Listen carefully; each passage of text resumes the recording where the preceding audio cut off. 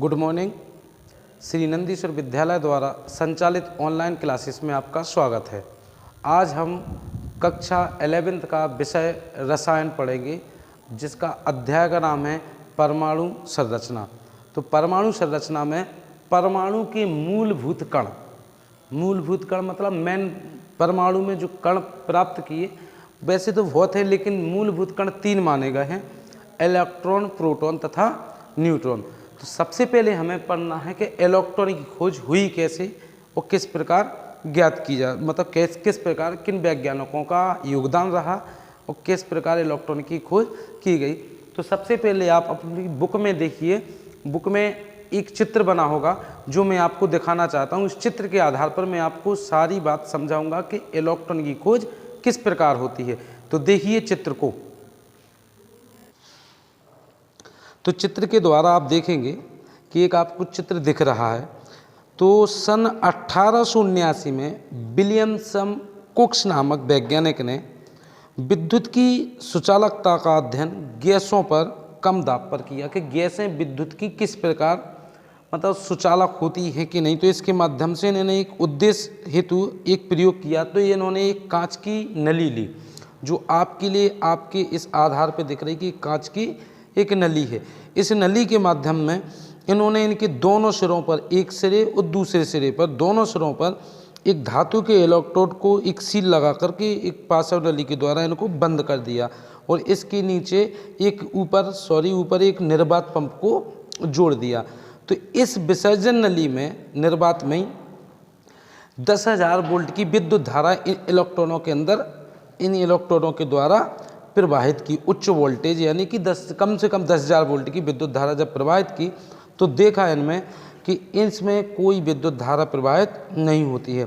तो निर्वात पंप के द्वारा वायु को निकाल करके कम दाब पर जब इसमें विद्युत धारा प्रवाहित की जाती है तो इन्होंने देखा कि इसमें हरे नीले रंग का एक प्रतिदीप्ति उत्पन्न होती है, यानी कि एक उजाला टाइप का बोल सकते हैं कि हल्के हरे प्रकाश के द्वारा ये मतलब चमकने लगती है, जो कांच की दीवारों पे, ये कांच की जो दीवार हैं इन दीवारों से टकराने से उत्पन्न होती हैं, जो कहाँ से कैथोड से उत्पन्न होकर के कुछ किरणें एनोड की ओर जा रही होती है। जो कैथोड से तो उत्पन्न होती हैं, कहाँ जा रही हैं? एनोड की तरफ। तीर का निशान देखिए, वहाँ उस तरफ जाती हैं, क्योंकि एनोड में छिद्र करने पर इनके पीछे कुछ चमकदार बिंदु पाए गए। तो इन किरणों को इन्होंने क्या नाम दे दिया?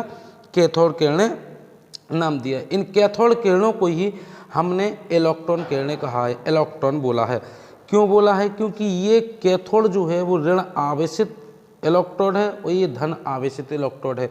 जब ऋण आवेशित इलेक्ट्रोड की ओर से निकलने वाली किरणों को इन्होंने कैथोड किरणें यानी कि ऋण आवेश से निकली, इसलिए इनका नाम इलेक्ट्रॉन नाम दिया है। तो सबसे पहले अपन ने यह जान लिया है कि इलेक्ट्रॉन की खोज किसने की थी? विलियमसन एवं कुक्स नामक वैज्ञानिक ने की थी, जिसके आधार पर उन्होंने एक विसर्जन नलिका ली। विसर्जन नलिका में कम दाब पर जब 10,000 वोल्ट की विद्युत धारा प्रवाहित की तो देखा कि कुछ कैथोड से कुछ किरणें सीधी रेखा में गमन करती हैं तथा इन किरणों को इनाम इन्होंने कैथोड दे दिया। अब हम पढ़ेंगे कैथोड के गुण। तो कैथोड के गुण हैं क्या? तो चित्र के ही माध्यम से देखते जाएंगे कि ये एक और चित्र है जिसके आधार पर अपन सबसे पहले बिंदु पढ़ते हैं। कैथोड किरणें हमेशा सीधी रेखा में गमन करती हैं। तो इसके आधार पर इसके बीच में एक छेपड़ी पहिया टाइप का बना है, जिसकी प्रतिछाया यानी कि परछाई इसके बगल में बन रही है। तो इससे ये उद्देश्य स्पष्ट होता है कि जो किरणें हमेशा सीधी रेखा में गमन करती हैं। इलेक्ट्रॉन जो कैथोड किरणें हैं यानी कि इलेक्ट्रॉन की किरणें हमेशा सीधी रेखा में गमन करती हैं। अगर इनके बीच में कोई ठोस वस्तु रख दी जाए तो उसकी परछाई कैथोड किरण की विपरीत दिशा में बनती है। कैथोड किरणें इनकी विपरीत दिशा में जो परछाई बनती है, तो यह प्रमाणित हो जाता है कि किरणें कहाँ से? कैथोड से उत्पन्न होकर के एनोड की ओर जाती हैं। तो सीधी बात में अपन बोल सकते हैं कि कैथोड किरणें हमेशा सीधी रेखा में गमन करती हैं। दूसरा पॉइंट अपन पढ़ते हैं कि कैथोड किरणें की प्रकृति ऋणात्मक होती है। तो इसके आधार पर भी अपन एक चित्र देखेंगे कि किस प्रकार ये कैथोड किरणें ऋणात्मक प्रकृति की होती हैं। कैथोड किरणों को जब भी किसी विद्युत क्षेत्र से गुजारा जाता है, अगर इन कैथोड किरणों को किसी विद्युत क्षेत्र से गुजारा जाए तो ये किरणें विद्युत क्षेत्र की जो धनात्मक वाली प्लेट है उसकी ओर मुड़ जाती हैं।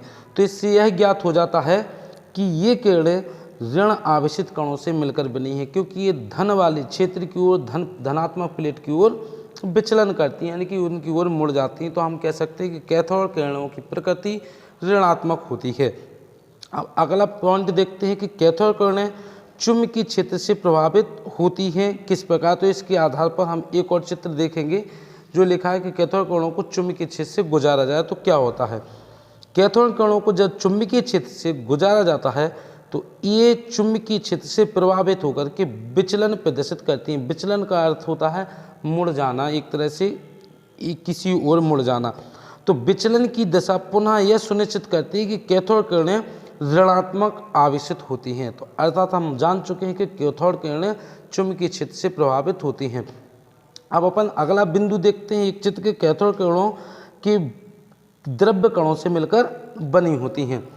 तो कैथोड किरणों के बीच में अगर मान लीजिए कोई, जैसे बच्चे कोई चक्र टाइप का लिए रहते, चक्री टाइप के घूमने के, अगर मान लीजिए कि इनके बीच में एक चक्र लगा दिया जाए जो इनकी पैडल व्हील बोलेंगे जिसको अपन, तो जी यदि कैथोड किरणों के पथ में एक हल्का सा चक्र जोड़ दिया जाए तो ये घूमने लगता है। और चक्र का घूमना यह सिद्ध करता है कि किरणें छोटे छोटे द्रव्य कणों से मिलकर बनी होती है, अर्थात जिनकी बौछार से चक्र घूमने लगता है। तो जो पहिया घूमने लगता है, अर्थात हम कह सकते हैं कि जो कैथोड किरणें हैं वो छोटे छोटे द्रव्य कणों से मिलकर बनी होती हैं, क्योंकि इनकी आघात से ये पहिया घूमने लगता है। एक कैथोड किरणों के यानी कि इलेक्ट्रॉन, तो फिर हम जान चुके हैं कि इलेक्ट्रॉन की खोज किस प्रकार हुई, इसके गुण क्या क्या हैं।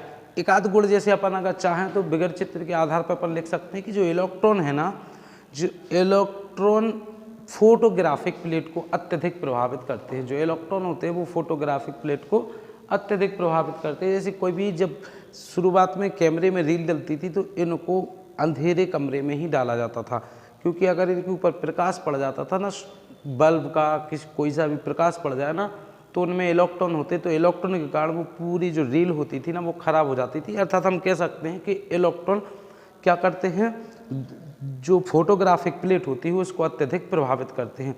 जो इलेक्ट्रॉन का जो भार होता है ना, जो हाइड्रोजन के भार का 1/1837वां भार होता है। ये इलेक्ट्रॉन के निम्नलिखित गुण हो गए। अब अपन इसी के आधार पर अपन प्रोटॉन की खोज पढ़ते हैं। तो प्रोटॉन की खोज किस प्रकार हुई इसकी जानकारी प्राप्त करते हैं। तो हम जानते हैं कि जो परमाणु होता है विद्युत उदासीन होता है।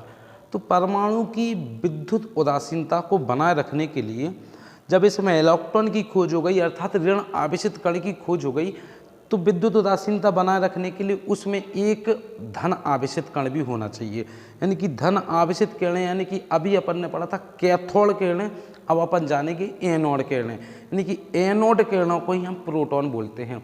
तो अब हम धन आवेशित कणों की किस प्रकार खोज हुई ये जानते हैं। तो उसी विसर्जन नलिका में ऋण आवेशित इलेक्ट्रॉन भी उत्पन्न होते हैं, इसका आभास हुआ था। तो सबसे पहले इन्होंने क्या किया कि सर्वप्रथम गोल्डस्टीन नामक वैज्ञानिक आए। तो गोल्डस्टीन नामक वैज्ञानिक ने उसी विसर्जन नलिका में छिद्रित युक्त कैथोड छड़ का प्रयोग किया।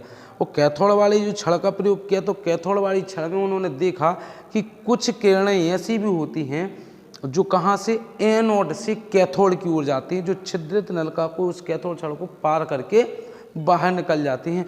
इन किरणों को ही क्या नाम बोला है, इन किरणों को धन किरणें नाम दिया है, क्योंकि ये धन आवेशित इलेक्ट्रॉन से ऋण आवेशित इलेक्ट्रोड की ओर गमन करती थी, इसलिए इनको धन किरणें भी बोला। इन्हीं को हमने बोला एनोड किरणें, कि एनोड किरणें क्या कहलाती हैं।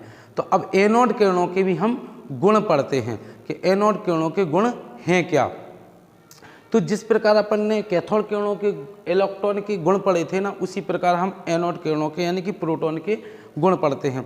तो सबसे पहले हम जानते हैं कि इलेक्ट्रॉन कैसे होते हैं, सीधी रेखा में गमन करते हैं, तो प्रोटॉन भी हमेशा सीधी रेखा में गमन करते हैं। अगर इनके बीच में कोई ठोस वस्तु रख दी जाए तो इसकी परछाई इनकी विपरीत दिशा में पड़ती थी, तो इनकी भी प्रोटॉनों के बीच में अगर कोई वस्तु, ठोस वस्तु रख दी जाए तो वो भी, उसकी भी परछाई उसकी विपरीत दिशा में पड़ती हैं।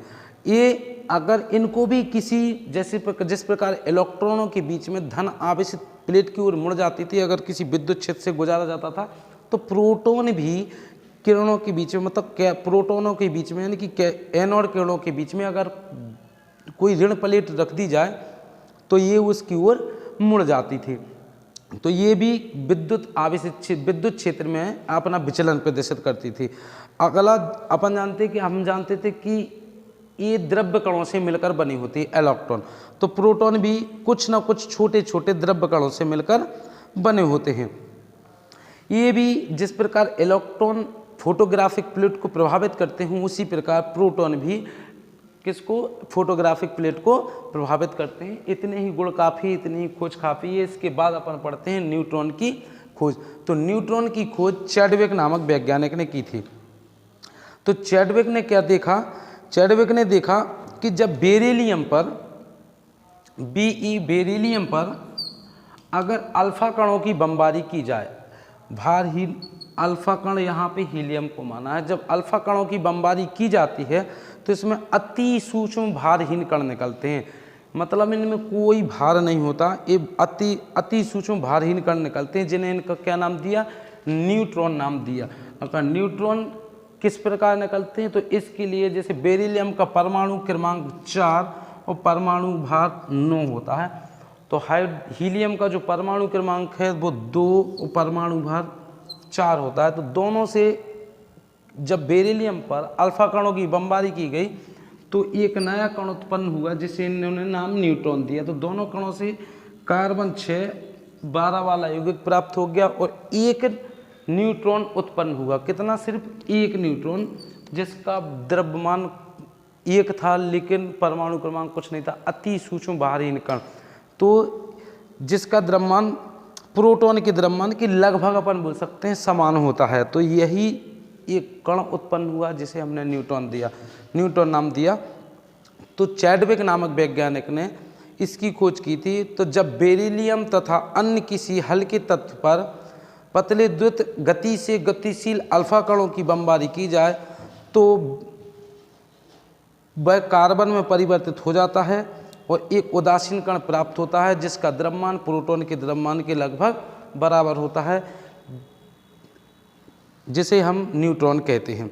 न्यूट्रॉन के गुण, न्यूट्रॉन को संकेत N01 के द्वारा प्रदर्शित करते हैं। यह विलगित अवस्था में न्यूट्रॉन आभासी होता है, मतलब इसका अर्ध आयुकाल लगभग 20 मिनट होता है। न्यूट्रॉन चुंबकीय